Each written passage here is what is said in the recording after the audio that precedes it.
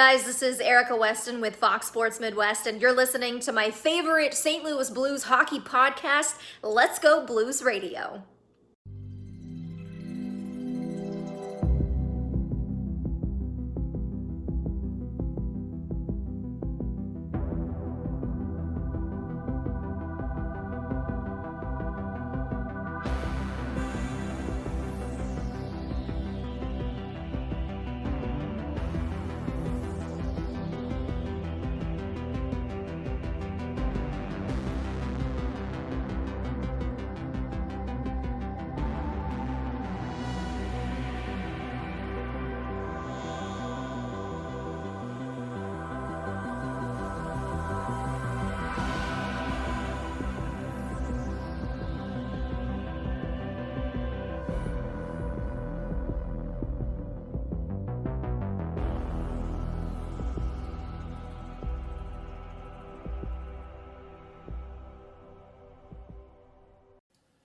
Welcome to Season 8, Episode 43 of Let's Go Blues Radio, the often imitated but never duplicated, the original St. Louis Blues hockey podcast. We're broadcasting live on, what is today? Wednesday, December 11, 2019. This is franchise episode number 229 all time. Your hosts tonight are yours truly, Kurt Price and Jeff Ponder. Bill Day is out of town and on assignment. So for your listening pleasure, it will just be Jeff and I that will be with you for the next little while talking Stanley Cup champion St. Louis Blues hockey.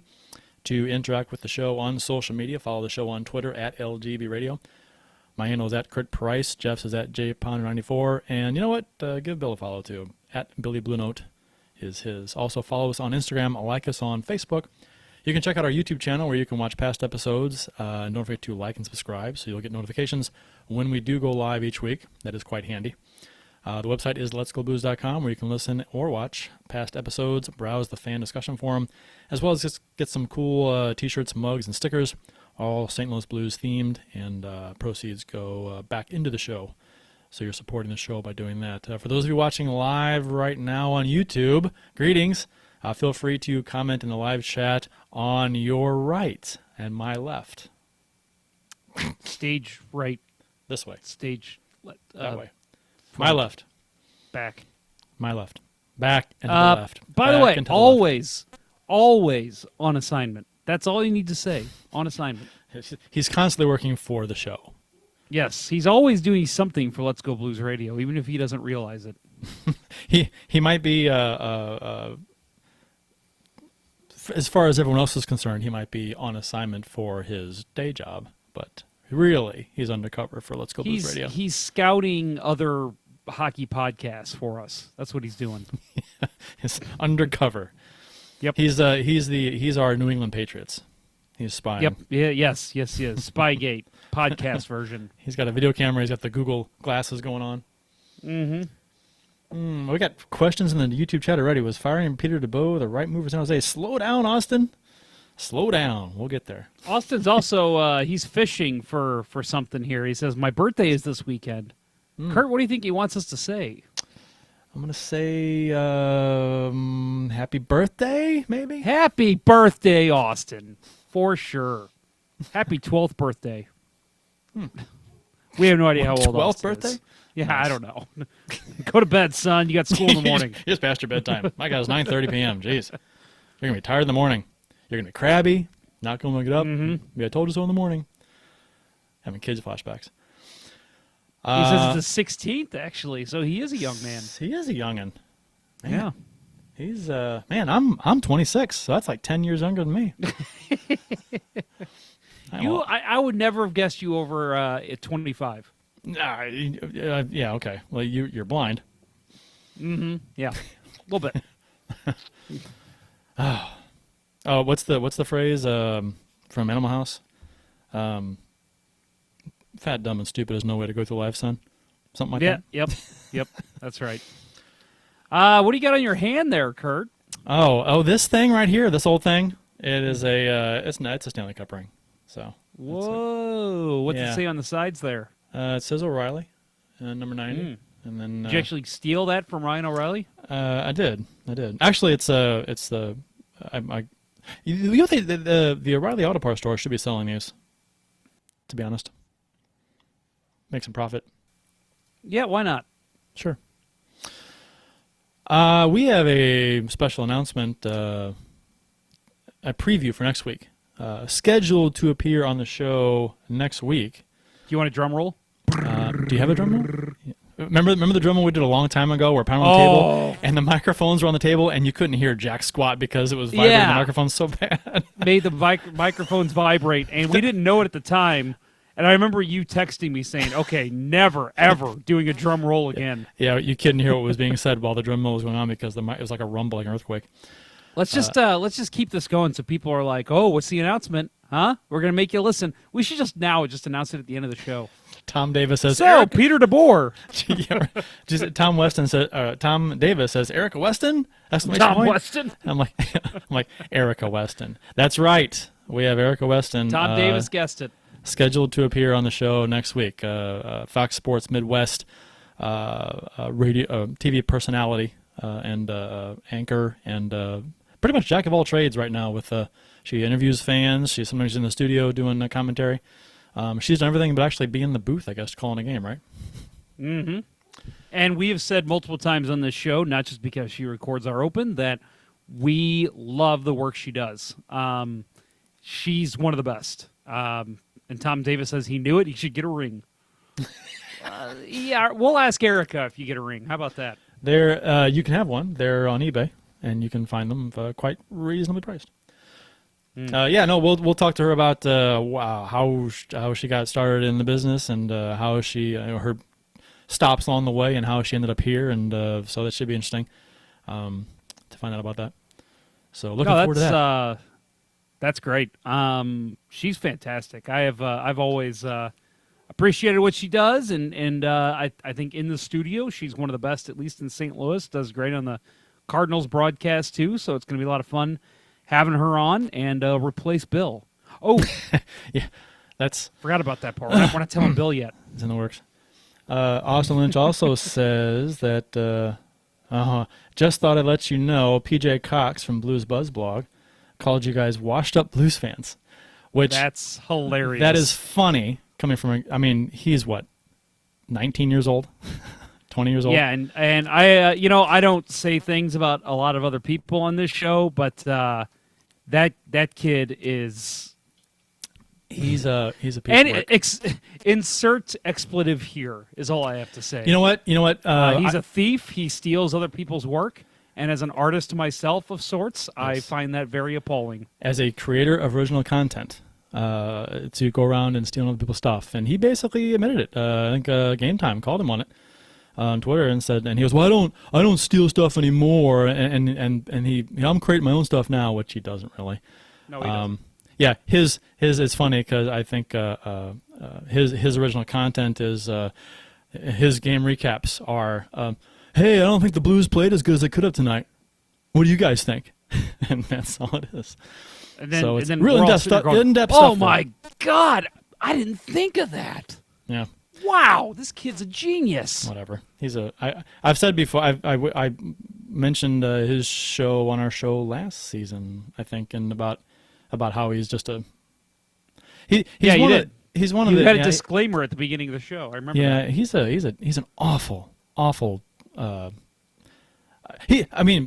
Blues fan, fantastic, great, cheer on the team, rah rah. I get it, I'm all for it. But he's trying to make himself into something he's not. So it's just kind of weird, and it's just that he's a thief. You could do whatever you want if you want to go on Twitter and you support the Blues in any way. Hey, good for you, keep doing it. But to steal other people's content, that puts you pretty low on my list. So.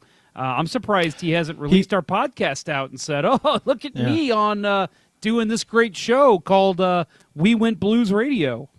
He says he gives credit to. I don't steal stuff. He basically said anything on Twitter is fair game to steal. What he does is he never used to do this. He used to just steal stuff and then post it as his own. But now he's I give credit, and he tags the owner. Well, that doesn't do any good. He's not linking back to the original content. He's still stealing the content, but then linking to the author. But that's not taking them to the author's original post. He's taken all of the likes, all of the retweets, all of the everything for that content, and he knows what he's doing. And he's been called out on a million times. He don't care. So it's a wonder people. Well, he was the one that piece went of off on shit. Korak, right?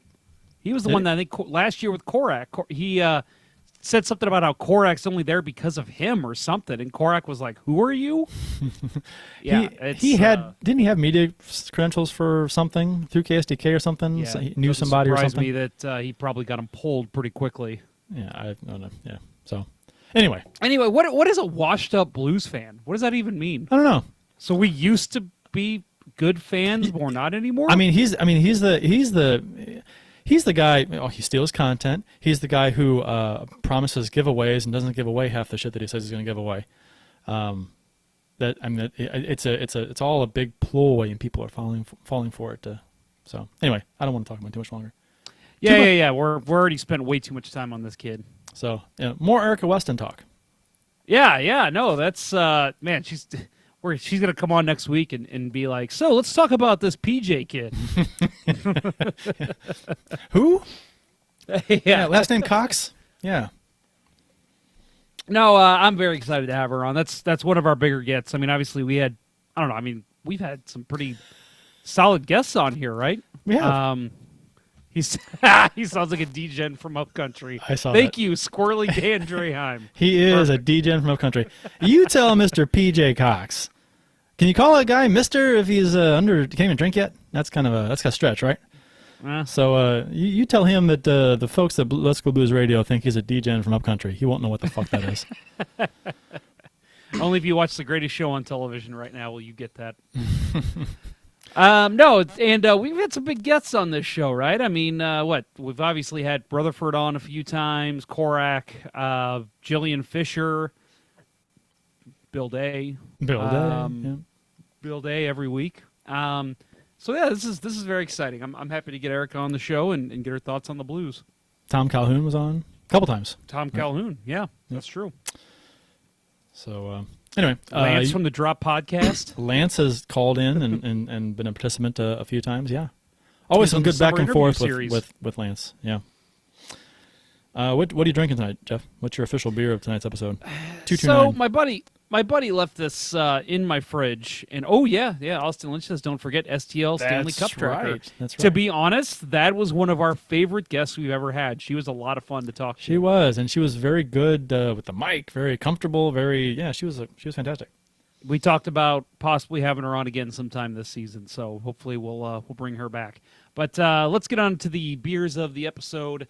Mine is something my buddy is not a big beer fan. He drinks a lot of Jack and other whiskey and that kind of thing. So the only beer he'll really drink is Stiegl Radler on camera 2. I've had that.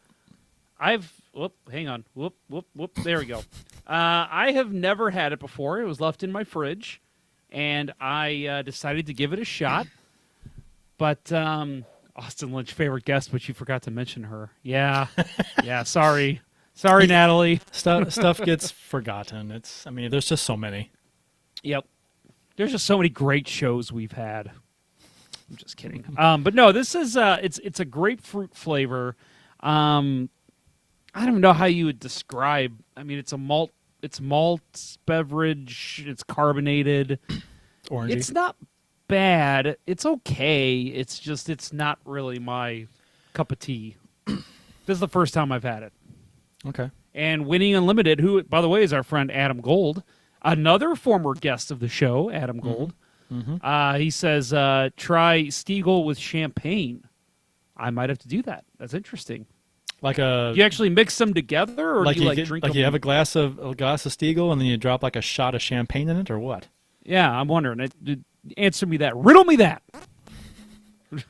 What about you, Mr. Price? What are you drinking? Nothing fancy today. Actually, it was a Bud Light comment by Tom Davis, and I do have a Bud Light. It's a Bud Light Orange. Bud Light Orange. That is my my beer for this evening. I don't want to spend too much time on it because how much can you say about it? It tastes like orange. It really does. It tastes like a lot of oranges, which I enjoy. Squirrely Dan Draheim says, have you had Great Lakes Brewing Company Christmas Ale brewed in Cleveland? He says, I'm in Ohio. Not sure if it's just a regional thing or not. I have never heard of that, so I would imagine, Kurt, have you?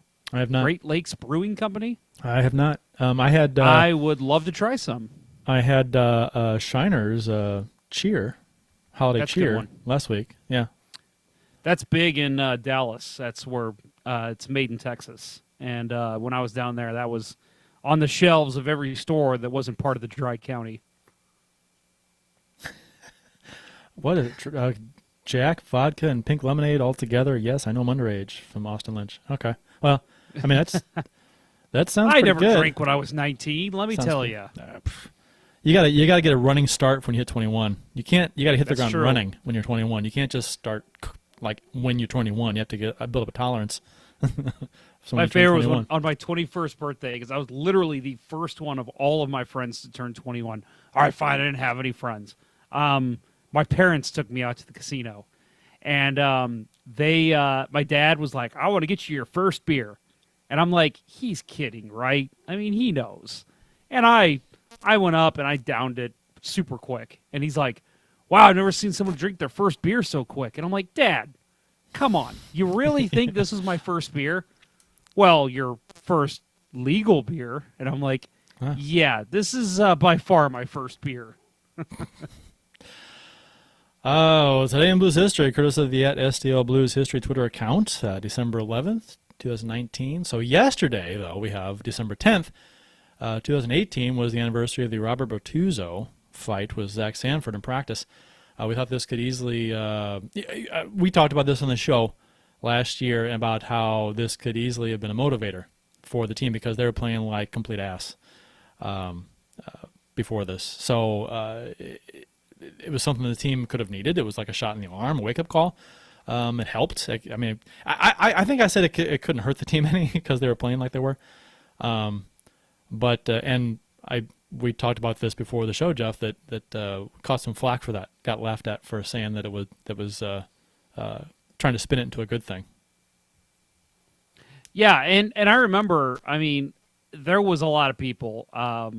I don't want to name names, and I do remember a couple of them who went on social media and just blasted people like me and you. And I remember Mr. Blues Hat was one of them, and even like Strickland, I think, was defending it.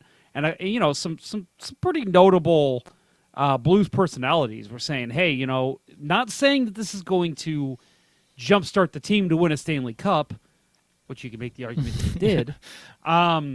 They were saying, and we said the same thing. It's not, at the very least, it's not going to hurt anything. For anyone who's saying that this is going to pull the team apart and it's terrible and one of them's got to be traded and it's clear this team's rock bottom and they're never going to go back up. Anyone who said that, I'm sorry, just was wrong. And we didn't say that on social media. We were just saying, listen, as a hockey player, this is the kind of thing that happens in practice. You get fired up. And stuff happens. I think even Cam Jansen said this happens sometimes. You're in the heat of a moment of a drill. You're pissed off because your team's not playing well. It's going to happen, and we see it happen probably once or twice a year throughout the NHL. Well, and there are people that went on. I was going to say there was people that went on social media saying, "Well, if you think this is a good thing or think this isn't anything but a bad thing, you're stupid."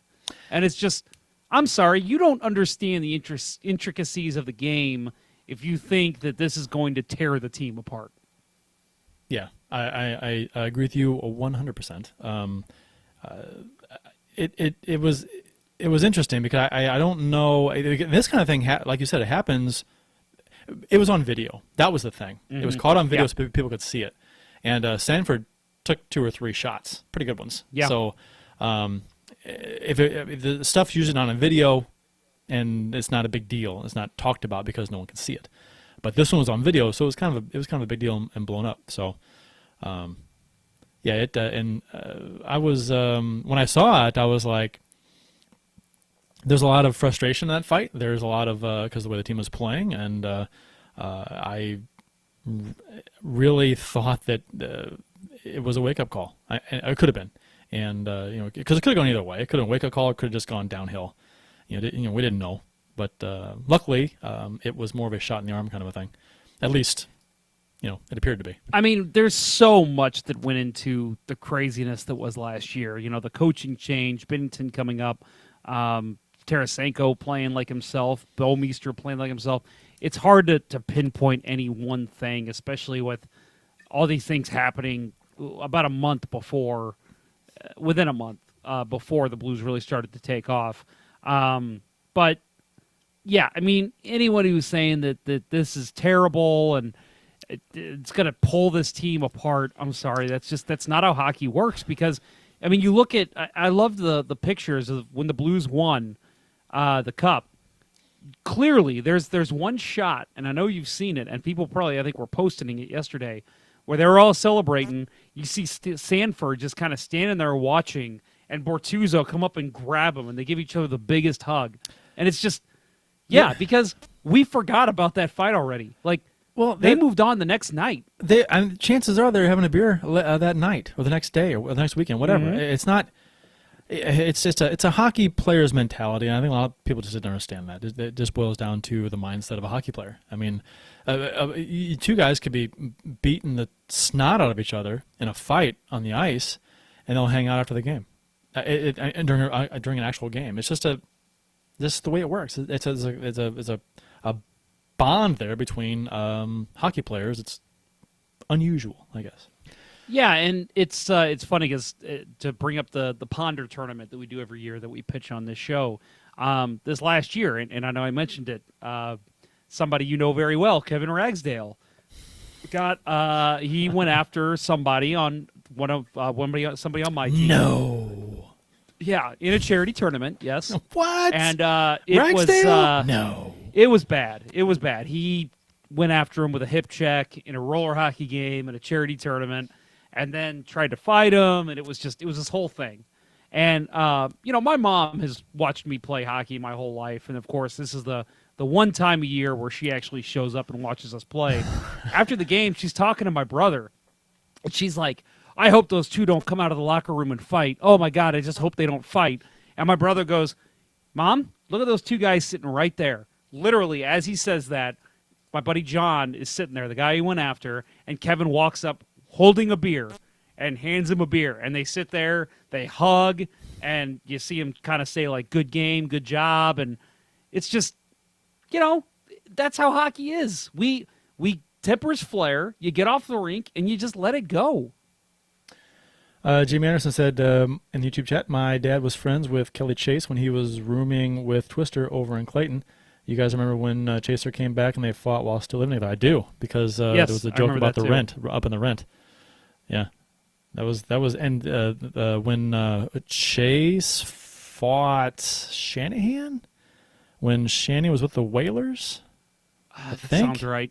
Yeah, that happened too. That was Shanahan had just left or been traded. Anyway, December 11th, 2018, last year, another Robert Bortuzzo memory. He scored an apparent goal off the referee, Tim Peel. The goal was disallowed since a goal can't be scored directly off a ref. John Kelly knew the rule immediately. Not sure there was a more prepared TV broadcaster than John, and that's Mr. at STL Blues History's comment.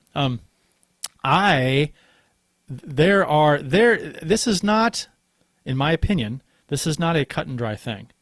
And I don't know how you feel about this, Jeff, but maybe this will be our square off fight segment. If you're wrong, Kurt. Oh, really? We'll see about that. Yeah. Yeah, I told you. But I hate to disagree with Kelly and STL Blues History, but John Kelly says after this play that you can't score a goal off an official, which according to the rule book isn't entirely correct. You can score after the puck goes off an official if another player plays the puck before it goes in. So Rule 85.4 states that if a goal is scored as a result of being deflected directly into the net off an official, the goal should not be allowed. ScoutingTheRefs.com talks about goals going in off an official, and they have a video of a different situation up as an example. But in the video, the puck goes directly in off an official and not off anyone else before it goes in. And they state after that video, had someone else played the puck after it hit the official, play would continue. So if you watch the replay of Bortuzzo hitting the puck off Peel, Peel's junk, and then past Luongo. Luongo made a play on the puck. He tried to make the save. He touched it, and then it kind of bounces in behind him. Technically, by the book, by the way the rule book is worded, I understand the spirit of the rule, and I understand why they called the goal back. But by the rule book, the play should have continued because Luongo made a play on the puck, and the goal should have counted. My opinion. I don't remember if it's in the rule book or not, but I do remember the argument against your thought, because I actually agreed with you, was that first of all, the referee is part of the play. Mm-hmm. It's part of the ice surface, same thing. And so, yes, it did hit off Luongo, went in the net. But the rule is that if it hits the goalie, if it just goes in off the goalie, that's still considered not part of the play. Like, show me that. Show me that in the rule book. I didn't see it in the rule book, but I do remember. I remember that's what Pang and Kelly were emphasizing. I know, because they saw everybody bitching about it in social media. I understand, but that's nowhere in the rules. It doesn't say that anywhere. I never saw that. I understand that's. We complained about this at the time. I remember that because we said that should have counted. I understand that's the interpretation of the rule, but that's not the rule. And I had a conversation with Henson, the McKendree ice hockey head coach, on Twitter today about that, because I commented on the STL Blues history Twitter chat about how I thought it was a goal. And he made a comment, well, if a high stick happens and you used to high stick the puck, and the puck deflects off the goalie into the goal, that's no goal. And I said, that's true. That's a good point. However, there's specific wording in the rule book for that instance on high sticking the puck. So I agree with him, but there's also wording in the rule, the rule book to back that up. There's no wording in the rule book to back up the idea that the goal against the Luongo that Bortuzzo shot off Tim Peel's junk shouldn't have counted. Well, first of all, we got a comment here about this from Crappy Goalie, but before we get to that, I do want to we've kind of passed over a bunch of chatter here. Let's see. Austin Lynch says he's drinking White Claw, which I completely believe. He says he's kidding. I've had White Claw. I'm not a fan. My wife loves it. It's such a drunk white girl drink. I think I had like a blackberry flavor. That's what I had. I think it was what I had. I did not like it at all. They got blackberry, lime. I don't know. There's a couple other flavors. When you could have. If you like it, more power to you. But or what Darren Kimball say? If you like it, God love them, But yeah, right. God love them, but I'm going to rip you a new one right now. But God love you. Yep. Winning Unlimited adds, I keep claws in my Gatorade bottle. And then we got Jimmy Anderson, my dudes. Good to see you back. Jimmy, thanks for joining us again. Let's see. Jeff needs a Hockey Fight Cancer shirt. Austin Lynch. Speaking of which, this was the first year in a while that I didn't go to the Hockey Fights Cancer night. And I went 2 years ago and 3 years ago. 3 years ago, I got my mom a shirt, but I didn't get myself one. 2 years ago, they didn't have any shirts. All they had were the hats, and all they had were the red ones. I can't remember exactly which ones, but my dad had leukemia, so I want the orange ones. And so I'm like, how do you not have any shirts? So yeah, I am yet to get one of those, so I will definitely be doing that soon. Crappy Goalie, I think the touch by Luongo doesn't count because he didn't control it. A puck touching a goalie on the way in is different. Yeah, but it says blown call, absolutely. It doesn't say you have to control it, though, to wave it off. Yeah, what say you, Crappy Goalie? I'm saying that on that rule, because I know Henson challenged me on it online, but he challenged me with something that's actually in the rule book. What I'm saying is that there's nothing in the rule that says that goal has to, it doesn't count. We've got a couple. Yeah, it makes sense. Squirrely Dan adds black cherry, raspberry, lime, grapefruit, and mango are the flavors for White Claw. He says that's hashtag frat life. And then Jimmy Anderson asks us, which there's a name for this, what do you guys think about the play when behind the net, guy flips the puck onto his stick, puts it in the air, wraps around the net and scores. That is an interesting one. It as long as the puck stays below the crossbar, that's fine. Yeah.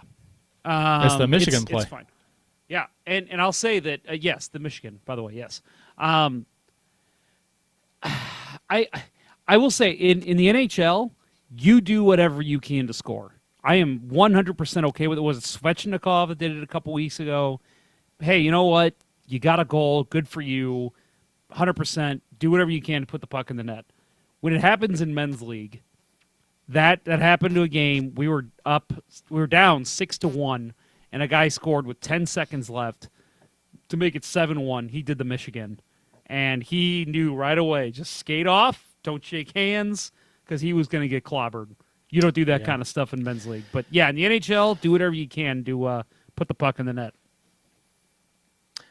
Yeah, and crappy goalie is echoing me. Yeah. Yep, the Michigan is okay depending upon the level of play. Yeah. If you can pull it off with some fantastic players out there, more power to you. But if you're playing beer league, you know. Jimmy Anderson says, seems like indoor soccer or some Dwayne Robertson from Mighty Ducks stuff. 2 minutes for roping? Never seen that one before.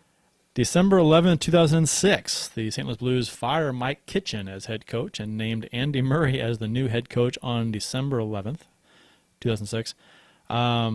The Blues were the NHL worst at the time of the Kitchen firing. Kitchen has got to be one of the worst head coaches that was one of the better assistant coaches. Yeah. We talked about this a couple weeks ago. Yeah, he was awful. God-awful head coach. Yeah. And then Murray was, I guess he got the Blues back to the playoffs, but it was funny when we sat down with Fedorko that night at Kirkwood Brewery. Oh, yeah. Yep. Kirkwood Station before they closed. He had some comments about Murray. Nobody liked that guy. That was awesome. Yeah, he used to assign book reports to his players. Yeah, and slide them under the door. He'd sign assignments on the door. Real. Can you imagine Alexander Ovechkin after a game where he scores a hat trick, going in there, sitting down? Okay, go to bed. We got you got an early flight in the morning. Oh wait, what's this sliding under my door? A book report. Yeah, insane. And it's a bad aura on a coach when he's basically banning a color of skate that a player can wear. He wouldn't let Perron wear white skates. This isn't the NBA out here. It's like, come on, coach the team. Don't worry about the rest of that stuff. Yep. December 11, 2006, Al MacInnis recorded a natural hat trick in the first period, but the Blues blew a 4-0 lead versus the Ken Hitchcock and the Dallas Stars in a 5-5 tie. Oh, God, the days of ties. Al MacInnis is the only Blues player to have 2 natural hat tricks with all 3 goals in the same period. That's interesting. You know what? I said at the time, when there were ties, I would rather have a game the Blues lost in overtime than to have a game finish in a tie. Because then at least something's decided. I hated watching a game, investing the time and effort, and then nothing's decided. I hated that.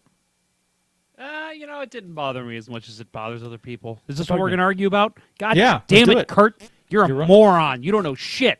Yeah. Okay, PJ. That's going to be the tagline of the show. Okay, PJ. No, okay, PJ.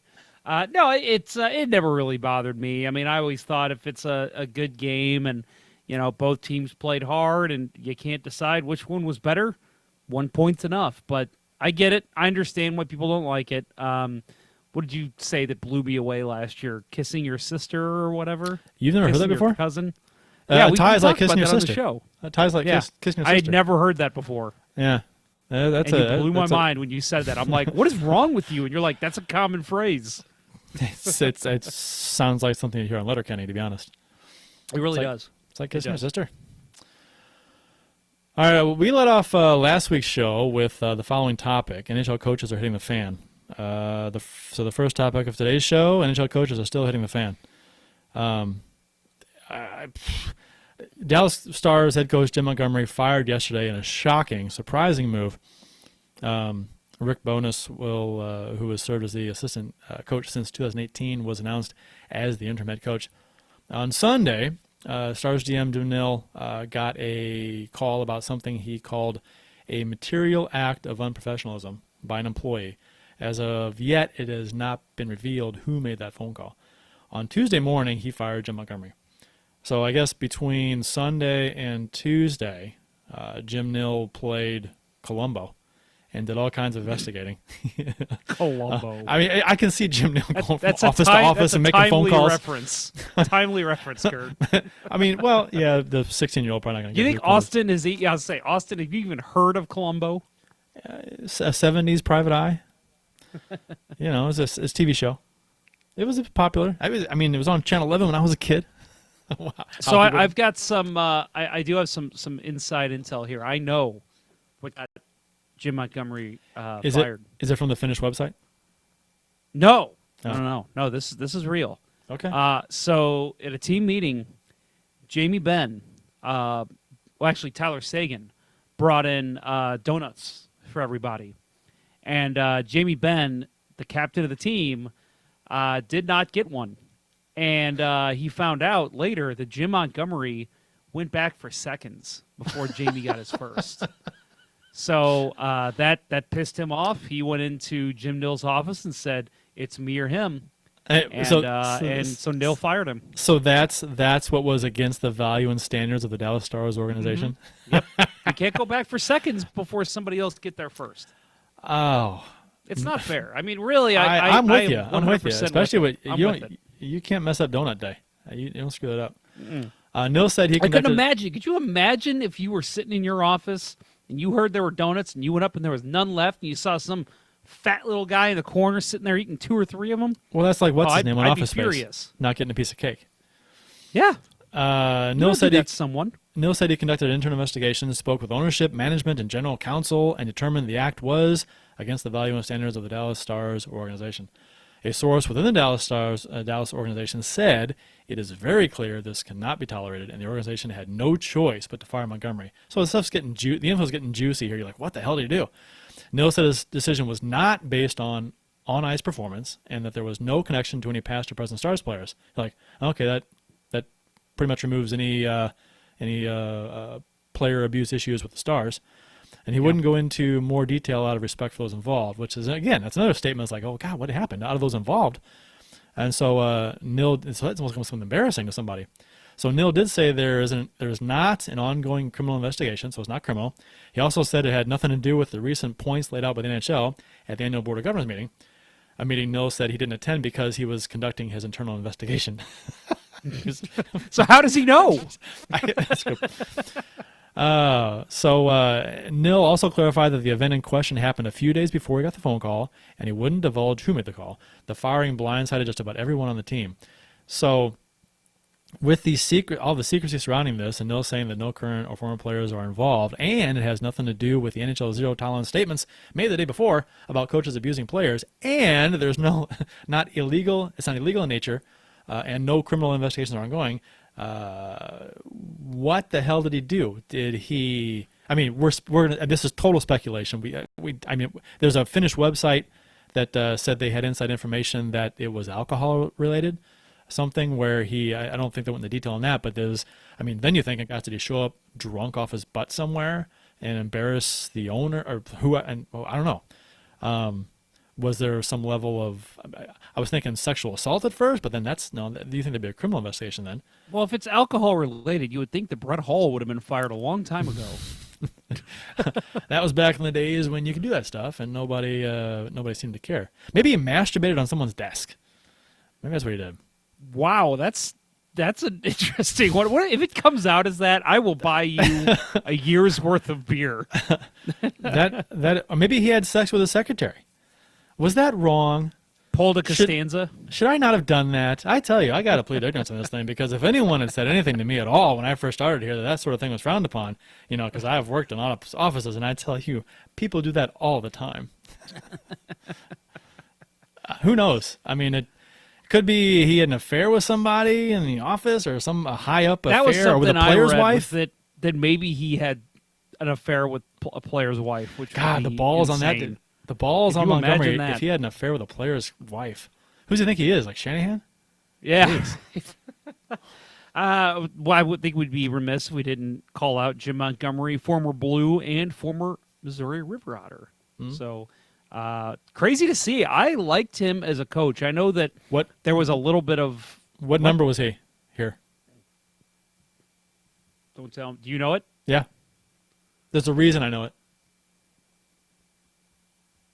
I'm going to say 19. 12. Oh, I was going to say that second because there's a that's- reason I know it would have given it away. That's my number. That's Kurt Price's number. Well, Had that number shit. since it was before college. Yeah, I was a fan of his. I think his style bled well into the Stars organization. So seeing this, and especially with the turnaround they had this year, remember they started the year just abysmal, and it was, oh my God, they're not going to win a game. And then they turned it around, and they're playing well. They're challenging for a top 3 spot. Actually, they're in a top 3 spot right now, last I looked.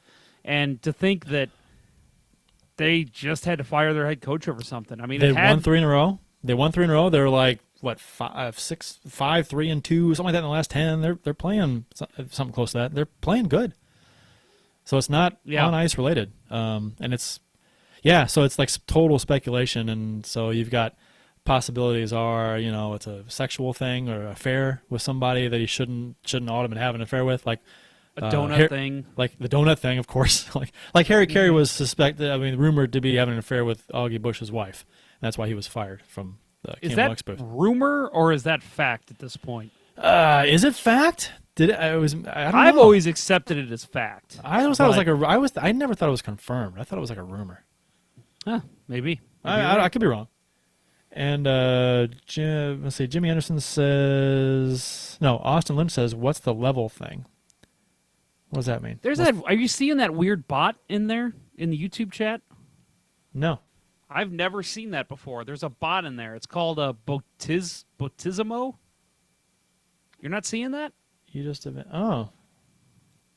Oh, yeah, you know what that is? It's welcoming people to the chat and stuff. Do you know what that is? You know that new interface I was screwing around with that we were talking about? Maybe. Yeah. There's a plug-in, and I thought it was just relevant to that application, but apparently it's assigned to our YouTube account here. Well, there you go. That's funny. Yeah, I've never seen that before, so there you go. Okay. Okay.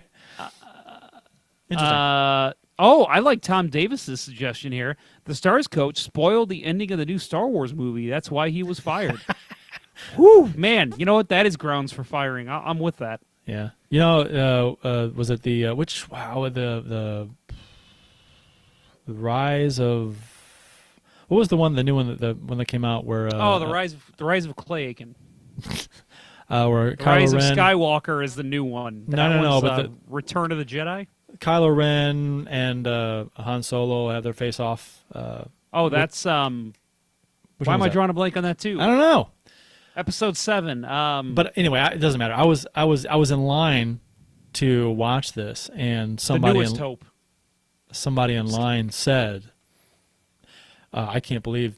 Yeah, and they gave the spoiler. I won't say it just in case someone's never seen it, but it's been years. But Force Awakens. The Force Awakens. Someone just said, I can't believe this happened. I'm like, are you shitting me? You said this in line for people as they're going in to see the movie? Have you seen? You watch Simpsons, right?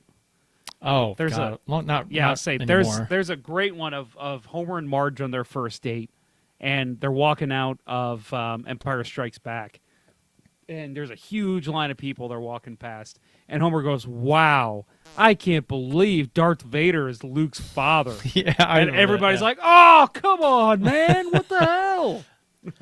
Austin Lynch says, have you heard about the rumors about the Blues versus the Wild in the 2021 Winter Classic at Lambeau Field?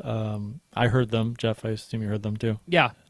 But it was. I mean, I heard also our Blackhawks was more, more likely to happen. Which, of course, why not? Why not? Right, the Blackhawks again in a Winter Classic, an outdoor game. I will say that.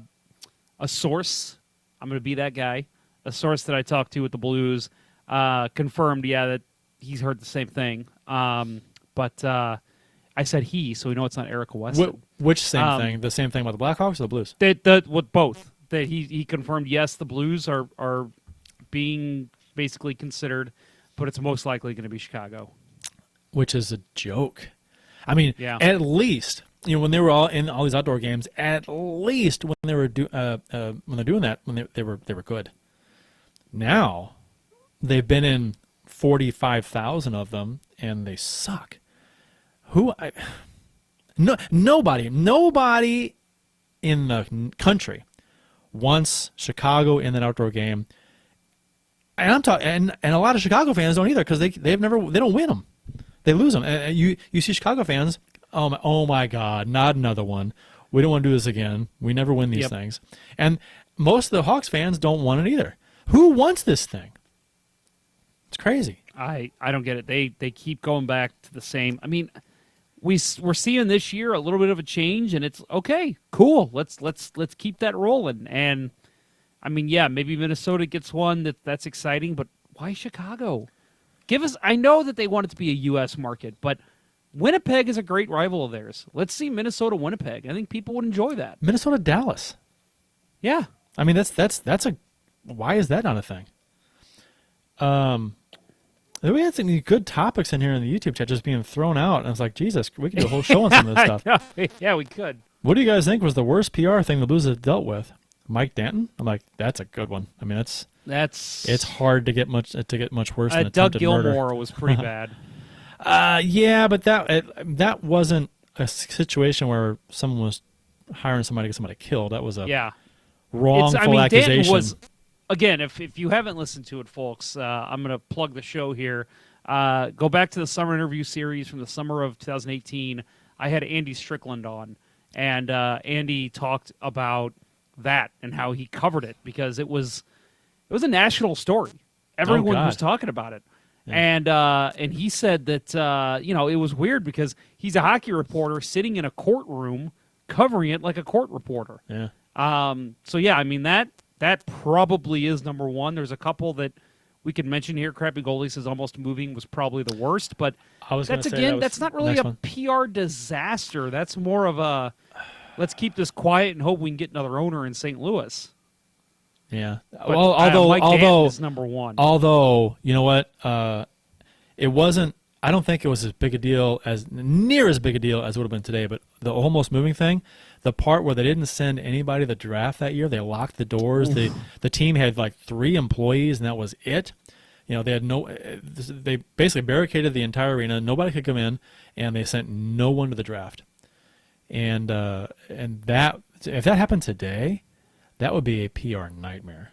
Oh my goodness! Would it be worse than the Danton thing? I don't know. I mean, but it'd be hard. It'd be hard to spin. Now for the Blues, I guess, to really think about it, I mean, they kind of cut ties with Danton right away, and we're just like, yeah, he's contract's void. We're done. So for them, it wasn't too bad of a PR nightmare, I guess. They got out of it as quick as they could. But, yeah, I mean, that one today, by today's standards, holy cow, I couldn't imagine dealing with that. Bob Gassoff dying at the motorcycle accident with the party, which almost assuredly alcohol was involved. And yeah. Yeah, I'd say so. Dimitra, although that wasn't blue. I mean, that wasn't, he was, I mean, I assume it means the locomotive plane crash. Yeah, I can't think of anything else Dimitra was involved because in. That wasn't really Blues related. I mean, he played here before, but I may have missed. Remember Me says I may have missed something, but why are we rotating the HL players through the Blues lineup? Because I think we got so many injuries. Welcome to the stream. Remember Me, Bortuzzo. Oh, yeah, the old tweets from Bennington. And, was our friend's name Paul? What was that idiot's name that dug those up? Oh, Gackle. We made fun of that guy. Gackle. Yes. Paul Gackle. Yeah, the guy who was he shot by a hooker at a restaurant or something? Stabbed, wasn't he? Stabbed. Yeah, stabbed. Stabbed by a hooker that he paid for. Yeah, trying to come out against somebody, and he's been stabbed by a hooker at a restaurant. Yeah, real smart move, buddy. Derp. So there's the the Stars have their thing going on, and now the Sharks tonight, just right before the show started, DeBoer fired a few hours ago, I guess. So, Teal Town, our friends over at the San Jose podcast, Teal Town USA, they went on the air pretty soon after this happened, and they're talking about it, and I sent them a message in the YouTube chat because they do this show very similar to ours, and I said, it's refreshing to see a coach fired for actual hockey-related reasons. And so they talked about that for a while. I can't talk. Yeah, it's well, that was something I said right away. Was it's so weird now. The rash of firings we've seen that you're looking for it to say, okay, this was hockey related or this was a hockey decision, and seeing that in the tweets is just kind of funny. Our friend Art Lippo had tweeted out that.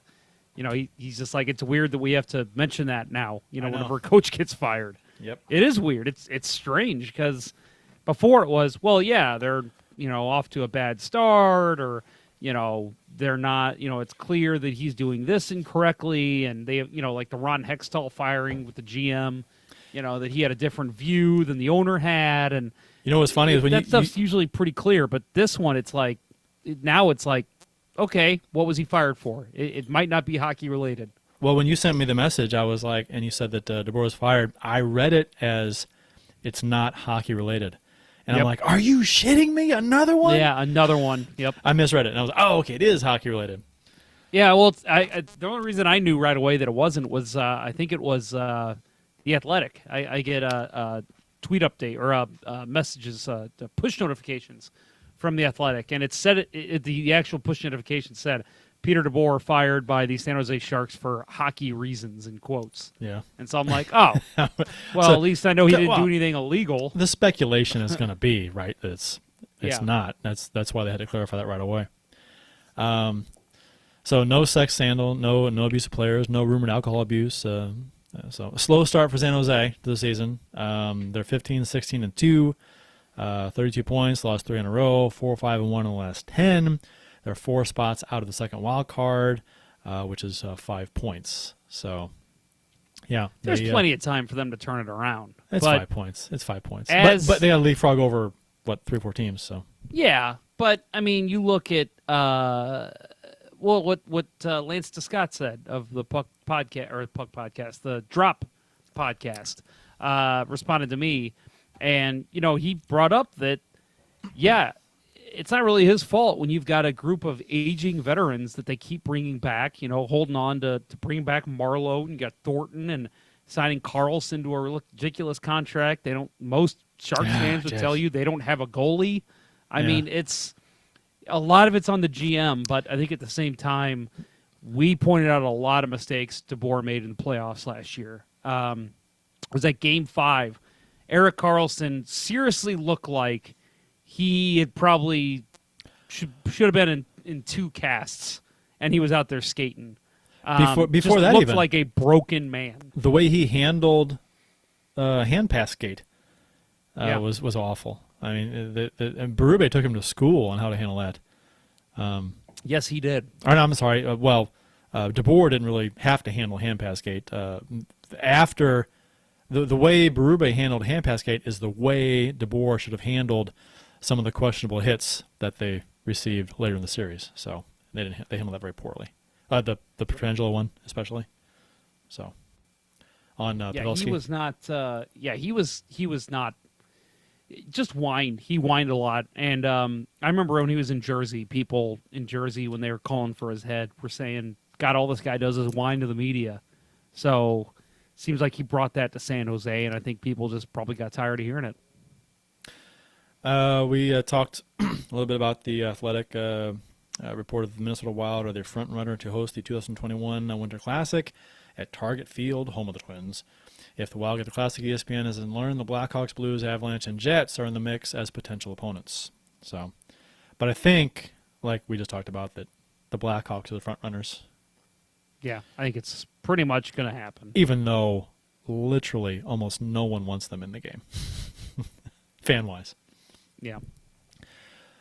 Pietrangelo and Maple Leaf rumors via trade or free agency. Heard more about it recently for some reason. I don't know if it's just because the Blues are playing the Maple Leafs a couple times over the past week and a half, whatever it is. And Maple Leafs fans are like, oh, there's a good player. He wants to play here. And they just, Well, I mean, I'll tell you that there's as much stock put into this that Steven Stamkos is going to be with the Maple Leafs soon. Let's see, Kyle Connor will be with the Maple Leafs. Patrick Laine is going to be with the Maple Leafs. Every time there's a player that's up for free agency, a restricted free agent, an unrestricted free agent, whatever it is, if he's a decent player, the rumors are coming out of Toronto that that player wants to play for Toronto. Now, Pietrangelo has said, it's his hometown team. He would love to play there. But he said that a long time ago, before he won a cup here, before he was named captain. I mean, I'm not saying he's going to take a hometown discount or anything like that, but I think his priority right now is to stay in St. Louis. And yeah, maybe if the summer hits, or if the Blues decide to move him before the trade deadline, maybe Toronto comes calling. But I wouldn't put any stock into any of these rumors right now. No, to be honest, if not while we're a cup contender, there's no way. You don't move your captain and one of your best players if you're a cup contender. That's not going to happen. If anything, you hold on to him. If you can't sign him, then he walks. That happens. It's unfortunate, but I mean, if you're a cup contender, you just can't move one of your best players unless the return you get is something stellar. And I don't know if that's gonna. I mean, and how can Toronto afford him? They would have to move a Marner or a Matthews to get him. And a three-way trade maybe, because we can't take on a lot of salary either. If we fall off the table, and fall out of the race even, or maybe in a wild card spot by near trade deadline, then a trade becomes okay. I mean that makes sense then, at least in that respect, where the Blues aren't necessarily cup contenders, so they move a guy that they might not be able to resign. That is quite possible, but I don't know. I right now I don't see it at all as a trade. No, if anything, if he goes to Toronto, it's going to be in free agency. They wouldn't trade him. I can't see. No, that. I agree. I don't see them trading him at all unless they completely bottom out. Yep. Which I don't see them doing. Even with this 3-game skid we've seen, I don't see them bottoming out. At worst, I think we'll see them play 500 hockey the rest of the season. Since whooping Chicago 4-0 last week, the Blues went 0-3 and losing at Pittsburgh, at home against Toronto, and then at Buffalo. The game against Pittsburgh, Bennington versus Jari in net. Bennington stopped 30 of 33. Pittsburgh threw at him. Jari stopped all 28 shots went his way, including 8 shots from the Blues power play. Jari was good in this game. I didn't want to touch on a couple games old, but first goal, Bluger, Shen doesn't tie up his man in front of Bennington, lets him stand there 3 foot away, and a perfect redirect on a waist high or a belly shot by from the point. Not much Bennington could do on that one when guys are left to stand all alone in front. Second goal I had an issue with. I thought Falk looked awful on this. I don't know if you remember this goal, Jeff. Falk gets the puck in the corner and he just stands there, forgets there's a guy behind him. Yes. And he's just standing still, like he's all alone by himself in the corner. And that was the weirdest. It's like he forgot, like his controller went dead. Yeah, it's just it's like he forgot he was playing hockey. Like he looked up, and was like, "What am I doing?" Yeah. And they stole the puck, and they've scored 5-6 seconds later, whatever it was. On a play where he decided not to cover his man in front, who was in the little slot, prime scoring area behind him. Awful shift for Falk. And I've said this a number of times. I mean, every once in a while you see that little glimmer of nice play out of him and think, okay, that's the kind of plays you want to see out of him. Not near enough out of him, I don't think. Not even close. Not He's got for to the be contract way he better. signed. He's kind of that loophole with his contract about making him available for the draft. Seattle, that they could At do. this point, does Seattle take him? That's a good question. I don't know. I mean, Well, they you will could have to maybe get to the work cap out. floor. We'll see where this goes. This season, but you got to figure that part of what you could do is say, okay, you guys, tell you what, we're gonna leave. I don't know, Pareko, Braden Shen unprotected. Don't take them. Take Falk. We'll give you a first-round pick. You can work out a deal like that, but we'll see. I don't know. And I'm not saying that that's going to happen. I'm just saying that if he continues to play like this, it might be in the Blues' interest to expose him when that time comes. That's a ways off yet. So I mean, we got a ways to go. So. Oh, and then Galchenyuk, their third goal, breakaway late in the third, and a giveaway by Bozak high in the offensive zone. Last man back mentality. To be honest, that he didn't. You don't dick around with it at the point and try to beat guys 1-on-1 high. So 3-0, stinker offensively.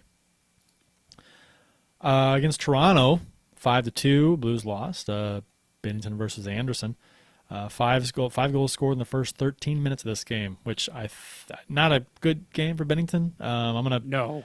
I didn't like the first 2 goals on him. The third which was Hyman's goal, was one of the laziest plays I've seen by the Blues in a long time. They've had a couple of those. Lots of standing around, throwing the puck blindly around their blue line.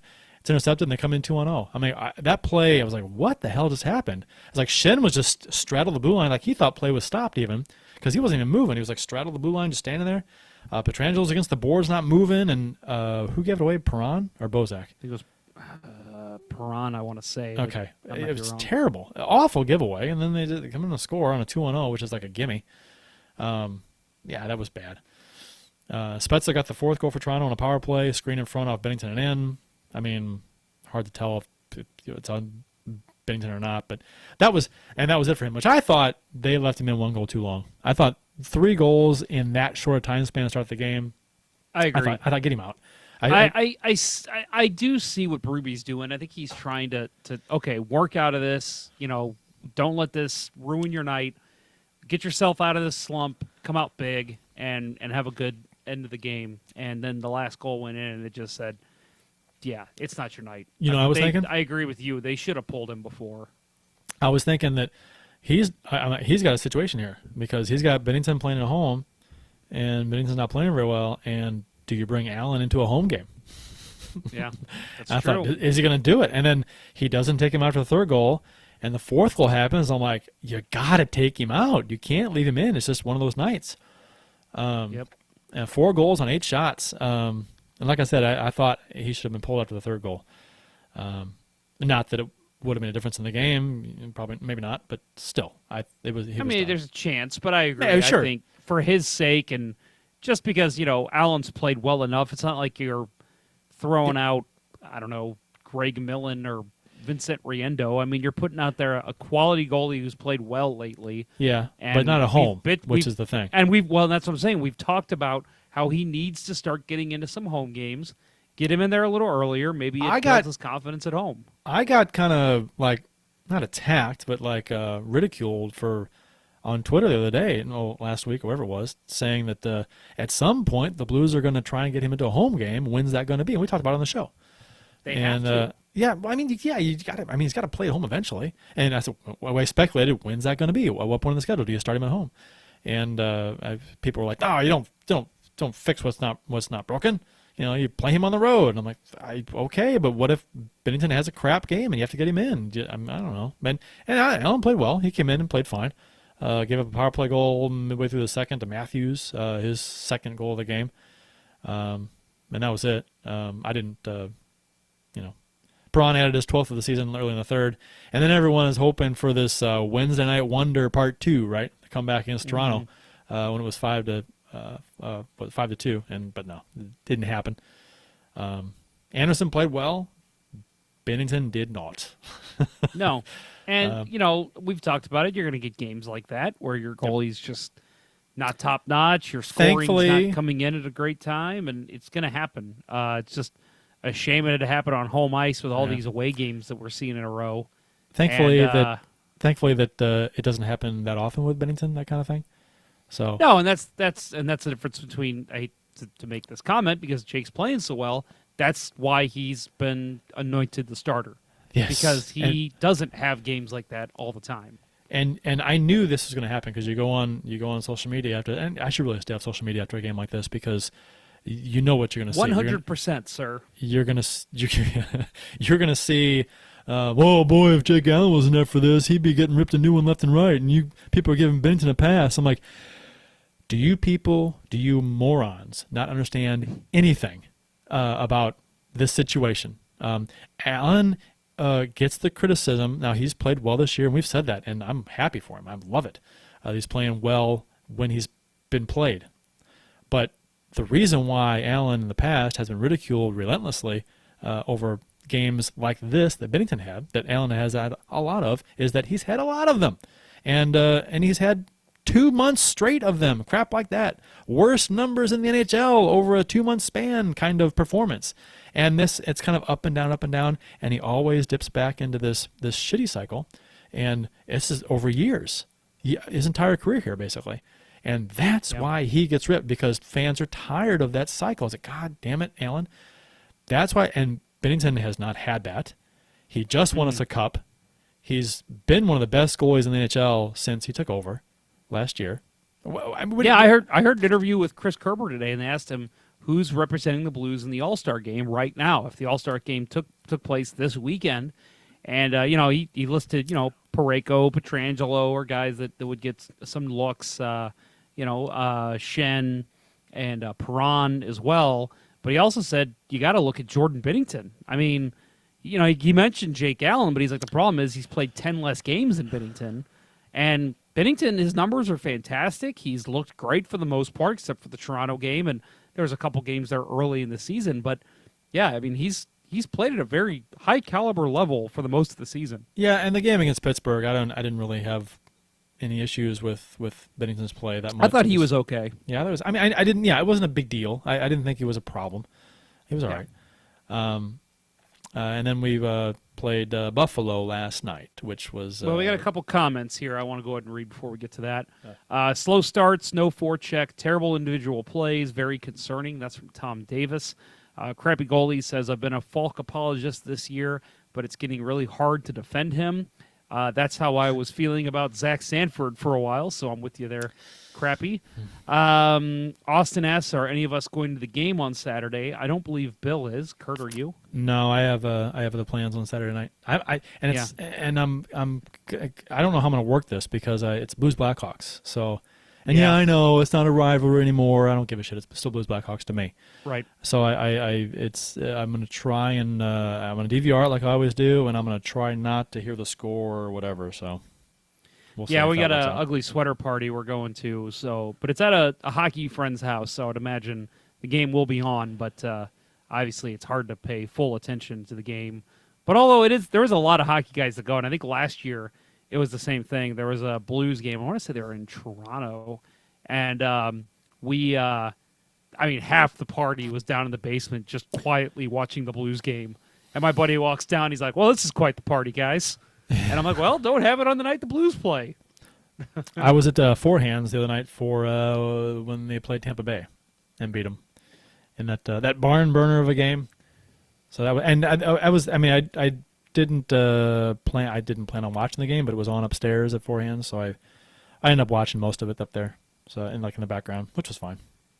I also want to add that my mother is watching. And she says Wayne Gretzky was the worst PR. I don't know about that. I mean, it was hard to spin that. What? I will agree with her. But I think Mike Danton was worse. Yeah. Anytime you got a guy who's hired somebody to kill somebody else, that's just got to be there's up no topping that. That's really hard. I mean, all the other scandals and bad PR they had, I mean, no one was going to die over it. So, yep. Yeah. And she also says, thanks for bringing me up. Still think it was stupid fighting in a charity game. Mom, I don't think anyone's going to argue with you on that one. Yeah.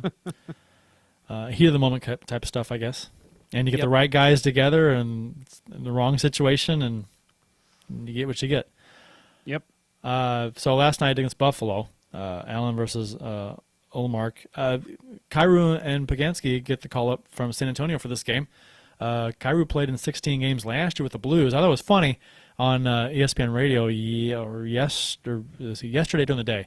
They were talking during the day about the call up and about how here's what you can expect Blues fans from Kyrou. I'm gonna raise my hand. He played 16 games last year here, so we've seen him before. I mean, so yeah, but it was funny because they acted like he hadn't played here ever, and but he had. But anyway,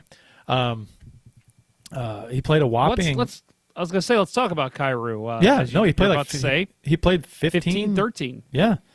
And that's Poganski, that's a way. I was hoping for 12, 13. I think it was Berube that said they want to give him a chance this time up because they need him, and he got a lot of chances last night. Here's the deal though with Costin. Costin's first game up, he played about 12 or 13 minutes, and then his ice time was dropped significantly. He played like 7 minutes, 8 minutes, 9 minutes after that. So we'll see how much Kyrou plays over the next however long he's dressed. I thought Kyrou looked very comfortable last night. I did too. He had that chance early on. In the slot. That was a great chance too. All alone, all the time in the world. Yep. All alone. I thought, here he is. He's going to bury it here. That's he tough. Almost did. That's tough though. I mean, the goal is. I mean, you're not in tight, and you're in the slot, and you're a slap shot, and the goalie's got the angle on you. It's tough to beat him right there. That's tough to beat an NHL goalie from there. Still a good chance for a kid his age to be where he needed to be. And to still get that chance off. Good for him. And I thought he played well. I mean, there was a couple times where he circled the net, circled the wagons real well, and kind of let his line mates get open. And I thought he was smart with passes back to the point. I thought his back checking was great. I think he did a lot of right things last night. And I don't want to dog Costin at all. I think Costin played fine his first game, but it's obvious to me, even in just 16 games last year, I think Kyrou was a little more prepared for the NHL ice than Costin was. I thought he looked so good in his first game, and I'm not saying that it's warranted that Costin's minutes went down with every game that he played in, but I see just from an understanding of NHL coaches why they did. I feel like with the way Kyrou played last night, if anything, give him more minutes. I think he looked so good last night. There's a comment in the YouTube chats. Tom Davis says, "Where's the best place in town to watch a game?" And Austin Lynch says, "The Post in Fenton." There's more than one Post, right? The Post. Yeah, I've never been to the one in Fenton, but there's one in off Olive and 270. Yeah, it's a great spot to watch. I've been to that one, and I guess they're the same, but lots of TVs. And when I was there a couple weeks ago, I watched a game. The Blues game was on, and they played the Blues game on the speakers in the entire place. And 90% of the TVs were on the Blues game. This was a Monday Night Football too, so there was Monday Football was on TV. Real nice place to watch a game. And the beer, there was a beer special, which was good. So yeah, lots of beer, lots of food, and I'll second that. The Post is a great place to watch. Best place? I don't know if it's the best place, but it's really good. It's up there. Austin Lynch adds the loaded tater tots, which 100%, sir. Those are fantastic.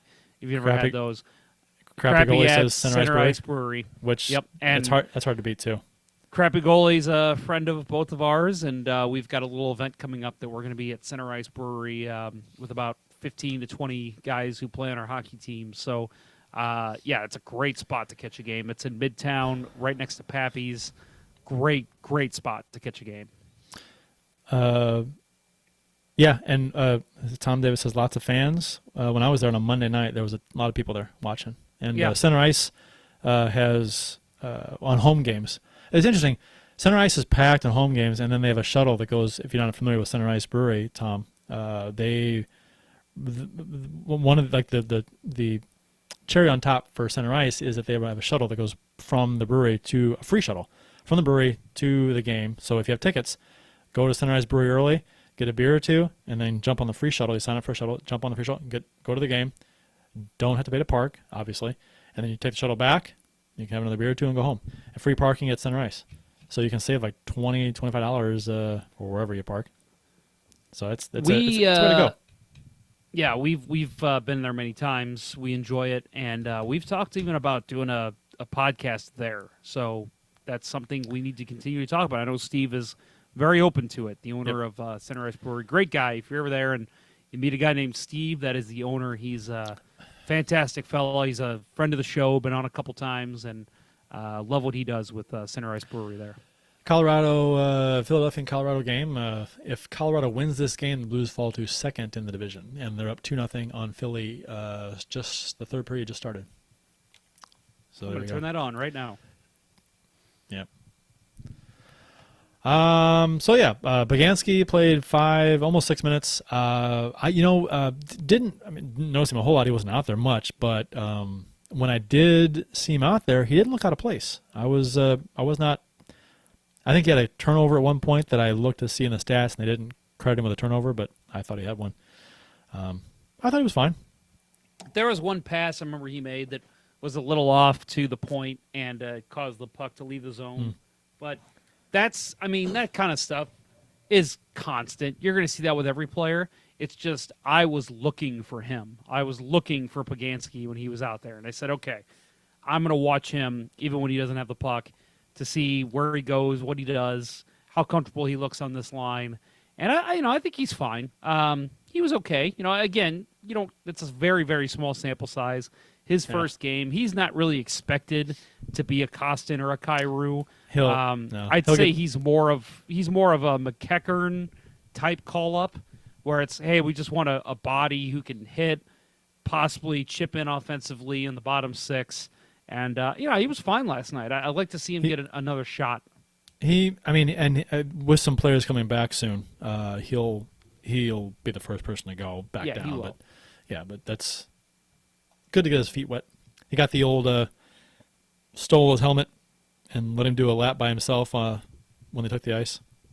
Yep. It's his first game. Good stuff. The old veteran move. The Blues hit 3 posts in this game, in one period, actually. It was the second period. This game was weird. Blues just couldn't seem to get going. It seemed like they'd have some stuff going, and then they couldn't finish a play. And that seemed to be kind of constant. Lots of 50-50 plays they'd lose. First goal goes off Perron's skating by Allen. That was a bad luck fluky goal. Not on Allen whatsoever, just bad luck. Brouwer got his first goal of the season and a nice centering pass from Barbashev. Not a good goal to give up by Ullmark, I don't think. Near post, wasn't on his post. Good play by Barbashev, though. Yeah, fantastic. Oh, get the puck in front, right on Brouwer's tape, and he buried it. He's on fire. What has he got, like 7 points in 7 games or something like that? He's been good, and I think he's been better than I thought he was going to be. So that's... Again, I'll go back to I covered the draft that him and Fabry were picked, and that was the draft that they had the draft pick 33rd overall. It was the second round from Edmonton in the Perron trade, and I was saying take Barbashev there. I want to see what Barbashev can do, and then they took Fabry at it was because they had like the 22nd pick, and they took Fabry. And I'm like, Barbashev's not going to last. And he did. And I was happy. Well, they got both guys. And I even said then, I think Barbashev's going to be a better player for this team than Fabry. So I'm basically just patting myself on the back here because, I'm a big fan of Barbashev. I think he has a great game. I love the way that he can go anywhere in the lineup. I really feel like you could put him on the first line and he would look comfortable. I'm not saying he would be a dynamic 90-point scorer, but how many times have we seen this team, in the past say, let's just try this fourth line guy on the first line just to see how he does. I feel like with Barbashev, that could actually be warranted. Well, he's more talented than a lot of guys in the past that we've kind of tilted our head and said, what? Why? Yep. He's much more offensive-minded than guys in the past. Johan Larsson scored his 4th of the season and Buffalo's 2nd of the game with less than 10 seconds to go in the second. This one hurt. Point shot off the backboards, and it's put back on the far side by Larsson, who was hanging around down there in the corner, almost cherry-picking of sorts, away from the play. That one hurt. Even though Pietrangelo scores early in the third to tie it up. His 100th career goal. Finally, Shen didn't take one away from him. Schwartz. Oh, Schwartz, sorry. Yeah. Bozak throws the puck up the boards out of the blue zone. It gets by a Sabres player, and Perron takes it to the blue line. Dances around a sliding defender to create a short-lived 3-on-1, and then does real well to disguise, make it look like he's going to shoot, and then a little pass to Pietrangelo from hash mark to hash mark. Now what, 6-8 feet Perron's apart. game, I mean, again, we say it every week. It's ridiculous, some of the stuff he's able to do right now. He is just on another level. I think what we're seeing from Perron last season and this season are what we hoped he would become when he first came up as far as his skill level, because I always thought he had amazing hands when he first came up with the Blues. I think I even said he had the best hands on the team. He just was young, you know. Yep. But he's been just, yeah. And to be honest, he has not taken as many bad penalties as he has in the past. So that's a plus. Yeah, he has, and he's just looked so much more comfortable. And I know I've used that word a lot in this show, but I just feel like when he came back last year, there was some comfort issues, and I feel like he is he's fit in really well in his second year back with the Blues. He's a fantastic supporting player. Hell, he leads the team in points, so he's been more than a supporting player this season. He's not a supporting player anymore. And no longer. Let's see. Austin Lynch says, "Good night, Kurt and Jeff. I got to go study for finals. I'm going to listen to the show, but I won't be commenting. Good luck on your finals, sir." Yeah, good luck, sir. Appreciate you tuning in. Barbashev definitely exceeding expectations due to be injured soon, says Tom Davis. Yes, shut up. of course. So, yeah. Now, Pietrangelo is second all-time in goals by Blues defenseman, only trails Al McInnes now, who is at 127. McInnes did that in 10 years, though, with the Blues. Pietrangelo is currently in his 12th season as a Blue. And then Jack Eichel puts the Sabres back up 3-2, not long after Pietrangelo's goal, as Dunn lets him walk all in front. I hated this goal. This goal was a lack of communication, lack of defensive zone awareness by Dunn. I think Shen was in the slot too. Nobody went to Eichel as he came out. Dunn skated away from him to cover somebody else, and Pietrangelo's got a guy on the back door.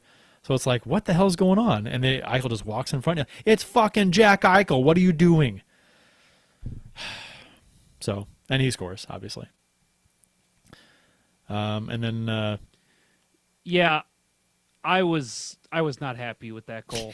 I seem to be having some connection issues here. Can you still hear me? I can hear you fine. You're a little blurry. Kurt, still there? I'm here. I can hear you. I can hear you. Hello? I can. Well, You still there? I'm gonna type. I can hear you. If you can't hear me, you need to How about now? reconnect. How about now? I can hear you the whole time. The whole time. I can hear you. Oh, this is fun. This is so much fun. Reconnect. There you go. Reconnect, Jeff. Um. I'm gonna keep talking. Well, all right. All right. Hey, so I think I'm good. Can you hear me? I can hear you. Can you hear me? All right. Yes. Hey, everybody. Sorry about that. We had some weird connection issues there. Everyone's probably hearing me going, why is he acting like nobody can hear him? I can hear you just fine. So I want to say on this goal, I was lagging like crazy. I just heard you going, Yeah, your picture got really anyway. blurry. You must have had somebody's downloading porn in your neighborhood. Well, it's probably HD porn. HD, that does kill the bandwidth, let me tell you. So no, that goal, we've talked about it before. Bad defensive coverage. I remember Bill and I just losing our minds over Robbie Fabry last year against Ottawa.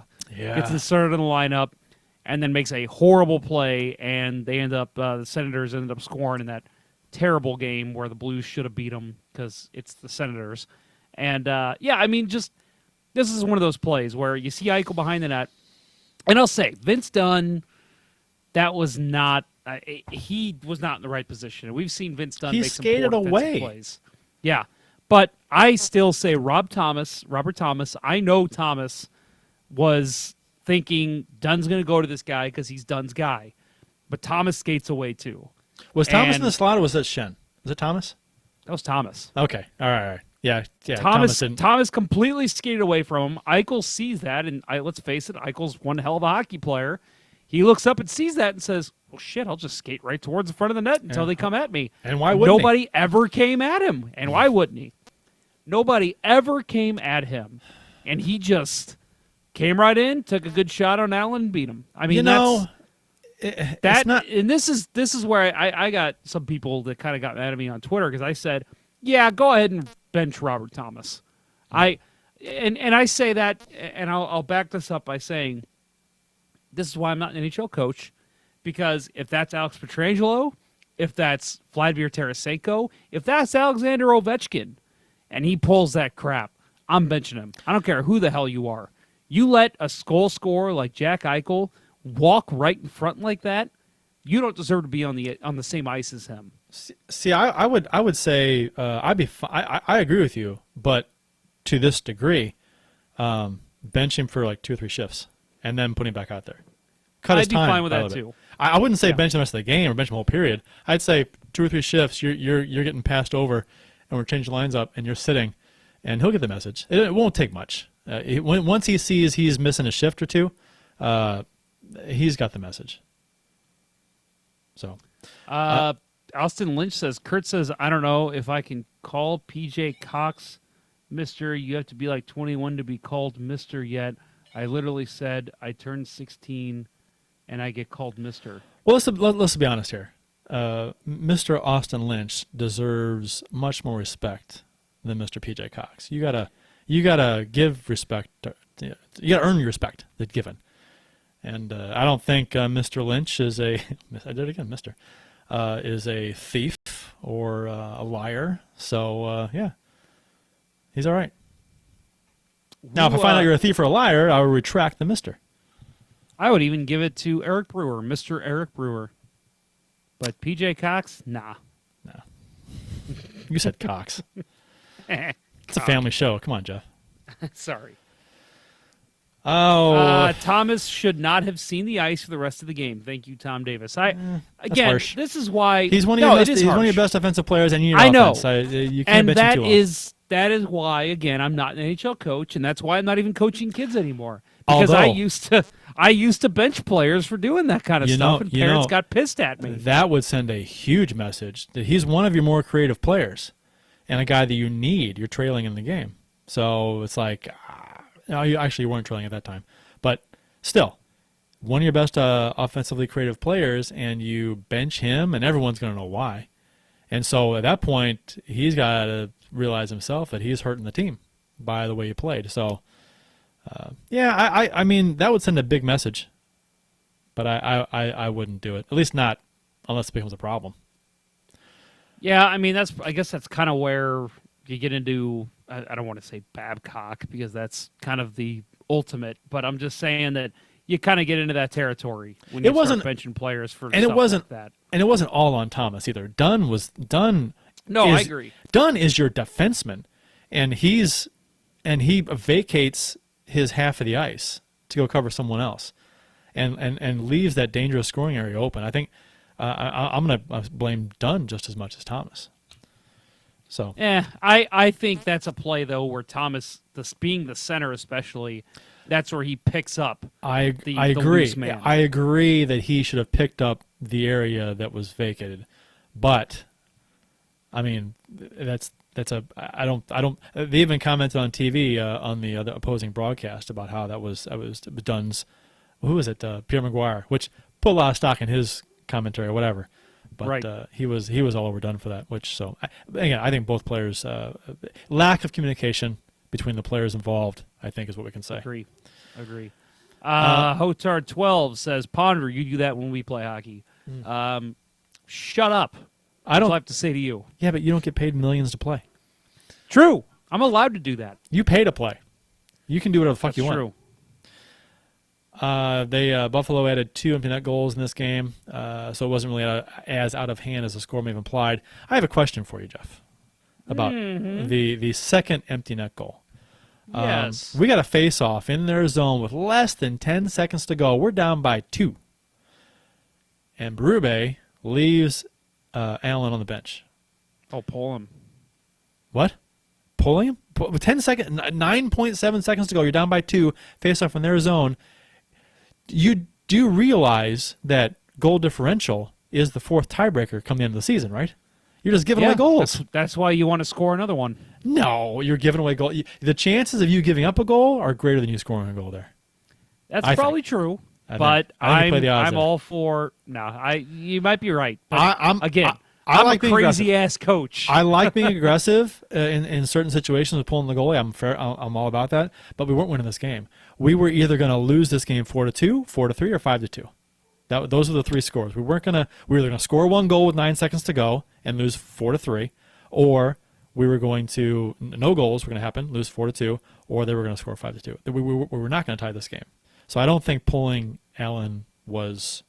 It's a message you're sending to your team. We're always going to go for the goal. We're always going to win this one. We're going to do whatever we can to win the game. 9.7 seconds. You gave away a goal. You gave away a goal. Yeah, well, it's also on your guys for giving that goal up. I agree, but you got to win the face-off. You got to control the puck.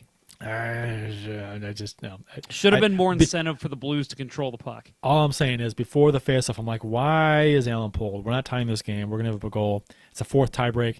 And what happened? They scored. I'm like, God damn it. Hey, here's an excellent reference here from Crappy Goalie. Does anyone remember the last time the goal differential tiebreaker had been used?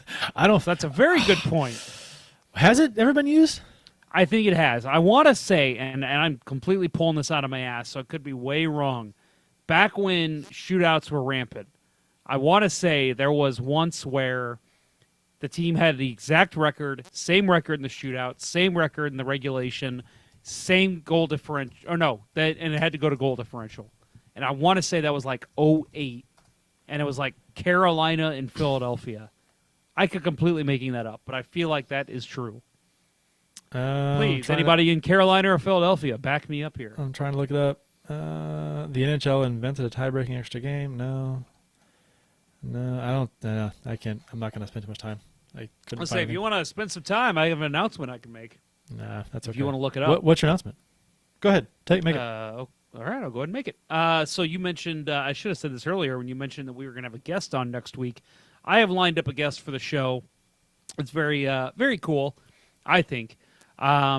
He will be on I'll probably do the interview on one of the weeks we don't have a live show. So we'll go ahead and record it, and then I'll release it whenever we don't do a live show. Usually there's, once or twice during the holiday season we miss a show.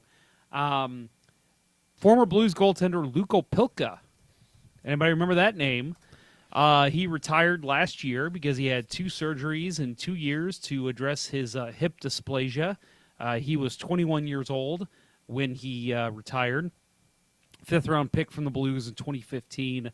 Played for the Kitchener Rangers. And did he play in the AHL? Did he make it that far? He might not have.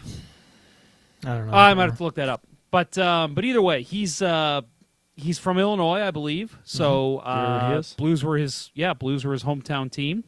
So very exciting for him. So I think that'll be a fun interview. Could have been Chicago. I remember him specifically calling the Blues his hometown team. Because wasn't he like Effingham area? He was Eastern Illinois. Maybe. I thought he was like Effingham area, which is like due east of St. Louis, maybe a hair north. Yeah, let me pull him up here and take a quick look. Of course, the one site I pull him up on does not have where he's from. But anyway, Luke is Effingham, Illinois. Wow, good job. Hey, look at that. Call me Pierre McGuire. That's right. He calls St. Louis his hometown team, so I thought he'd be a good get to have for an interview. We talked this week, and he's going to come on and just kind of talk about his career and being drafted by the Blues, which I'm sure was kind of one of the most exciting days of his life. And, we'll be having him on soon, so be on the lookout for that. He did not play past the OHL. Okay. So he played in the OHL for the Rangers, Kitchener Rangers, 2016, 2017, and that's when he started having his hip dysplasia issues. Dogs get that a lot. Unfortunate. Hip dysplasia. Yeah, that is unfortunate. Yeah. Next up for the Blues, Thursday night. Well, let's do this first. Blues have lost 3 straight for the first time in over a year. Still sit in first in the Central, but not when this game is over between Colorado and Philadelphia, which will be over in 5 minutes. The Avalanche lead 3-0. It's probably going to finish that way. So the Blues will be second in the Central, 1 point behind Colorado, and the Avalanche have played 1 fewer game. They still have a game in hand on the Blues. So, which makes for an interesting matchup coming up next week. First off, Thursday night, tomorrow, at home versus the Golden Knights. The Blues are. Vegas is 16-12-5, 8-6-2 on the road, 5-3-2 in the last 10. And coming off a 5-1 win versus what's that minor league team? I can't read it. Oh, the Blackhawks, which was those guys. which was Fleury's first game back after leave of absence due to his father passing. So that W preceded losses to both the Rangers and the Islanders. So they have won the last one, but they lost 2 of 3. 37 points, 4th in the Pacific, 3 points out of first place, trailing Calgary, Arizona, and Edmonton. Then we play Chicago on Saturday. In St. Louis, which we established that neither one of us are going to. And then a big game versus Colorado would be real nice to have another 4 points under our belts before facing Colorado on Monday in what looks to be a battle for first place in the Central. Yeah. So. And I'll say the Knights are a team that a lot of people picked to go to the Stanley Cup final, and they have kind of sputtered out of the gate. Yeah. They are only 3 points out of first place right now, but I think a lot of people expected them to kind of run away with that division. Calgary, Arizona, Edmonton, obviously, all having good years, but I think Vegas kind of underperforming. So we'll see if they bring their A game, which, being the defending Stanley Cup champions, the Blues are going to see a lot more A games from teams throughout the year. And Malcolm Subban played really well in Fleury's absence. So they've got 2 good goalies right now. Fleury being a guy that you can rely on. But before that, I think Subban was kind of the talks of, okay, this guy's an AHL goalie at best, and he's playing well now. So it should be an interesting matchup. I'm looking forward to that one. And then obviously Chicago Saturday, that needs to be a victory. And we'll see if we get some healthy bodies back for that one. What else we got? The Berube said they'll be getting some healthy bodies back for this homestand. Tomorrow is up in the air, but those include those soon to return, possibly for this homestand, include Steen, Sundqvist, and Sanford. So Steen said he'll have to talk to the doctors before making a decision yet, but he feels like he is very close. Yeah, Steen's been skating. Sundqvist has been skating. It's only a matter of time now. It's good to see. And the fact that the Blues played so well in their absence really speaks to the depth of this lineup. So, again, as much as we used to talk bad things about Doug Armstrong in the past, he's built a pretty solid team the last couple of years. That's about all I got. Any more YouTube chat stuff going on? Nope. Oh, let's see. Crappy goalie just advanced to level 1. Oh, congratulations, crappy goalie. How nice. Does that continue on to the next show? I don't know. That'd be interesting to find out. Jimmy Anderson. I'm sorry, Jimmy. Okay, here he says, we are lucky to have Perron leave to the team he went to. Came back a slick vet. Oh, okay. Coming back, he's played much better for the Blues. He's a slick vet, he's calling him. Then he says he was so much softer before he left the first time. Now Perron is a guy who has been there, and it shows big time on the power play with 91 out. And 100%, Jimmy. He has been such a force for this team. It's again, we talk about it every week. He just continues to impress us. And last year we kind of looked at him, especially early on, as, okay, he's not anything special. Why is he still getting top 6 minutes? We saw him get scratched, came back, played well, had an okay playoff. There was some ups and downs. But this year he has been just on a whole other level, and it's been fantastic to see.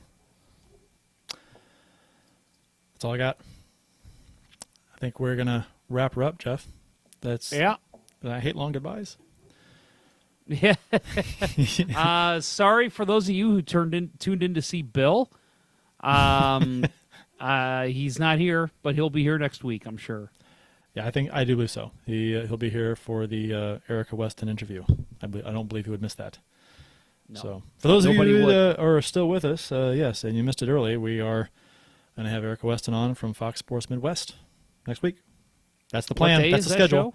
Barring the 9th. What day is it? 9th? Thursday? I think it's Thursday, the 19th. Thursday night. Yep. Yep. Okay. Yep. And I believe we'll all be together in the same room, so that'll be exciting. Hey, cool. Except Erica, unless you want to invite her over. I could. That would be creepy, but... Erica, you want to come hang out with 3 guys in one guy's basement? Right. Yeah. No, It doesn't hurt to ask, right? Not gonna, no, not gonna. I'm happy that she's gonna come on the show. I'm not gonna make it weird. Right. Tom Davis says, let Sanford ride the bench. Crappy Goalie says he has so many people to thank for getting to his level 1. Squirrely Dan Draheim says, missed Bill's witty comments. I think we all did. Hopefully, Kurt and I were still entertaining, though. Somewhat, to some degree. Oh, I guess that'll wrap up episode 43 of Season 8 of the original St. Louis Blues Hockey Podcast, Let's Go Blues Radio. Thank you for listening, and thanks to those who participated in the YouTube chat during the live show. Hope you guys had fun.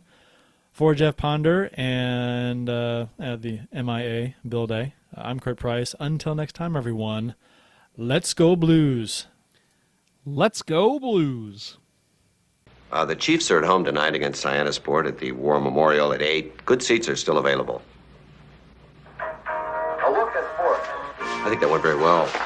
Thank you for listening to Let's Go Blues Radio. Now take off, hosers. Well, there's 90 minutes of your life you'll never get back. Sorry.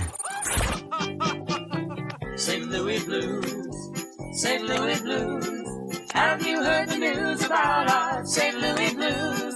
They've only just begun, they're on their way to #1. Now there's no more blues for our St. Louis Blues.